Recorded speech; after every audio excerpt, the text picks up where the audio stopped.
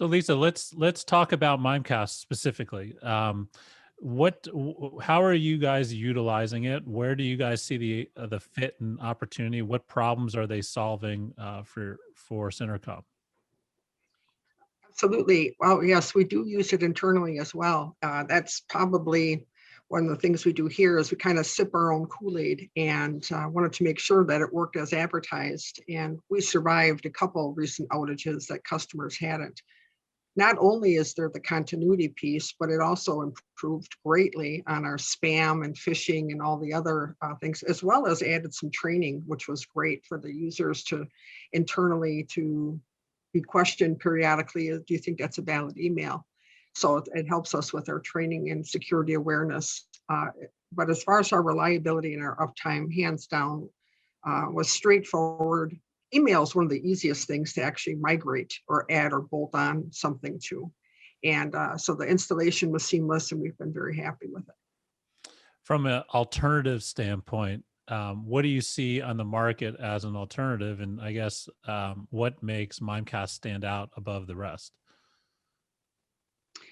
Well, there's really not an alternative that I've seen for the resiliency and the uptime for the Office 365 and the backup piece. There are other mail gateways out there today and that customers can use, but that's just a small portion. And it certainly doesn't address this uptime scenario that we're realizing. Okay.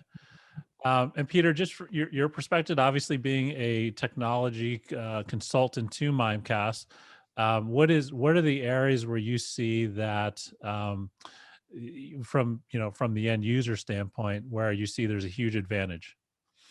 Well, so the thing is the end user, they don't do well when there's an outage. When they can't get their work done, and the admin doesn't do well either. They're getting calls from the users. The challenge here is, of course, can you put something in place that makes it so that they're not even aware? And that's the value here of what Mimecast offers, is that they created an MTA years ago when they invented the solution, so that basically when there is an outage, there's a heartbeat between the customer and Microsoft. When that outage occurs, the admins get a panic button alert, an SMS text or an alternate email message that basically gives them this panic button that they can push, switch tracks, and ultimately mail will continue to send and receive as if nothing had happened.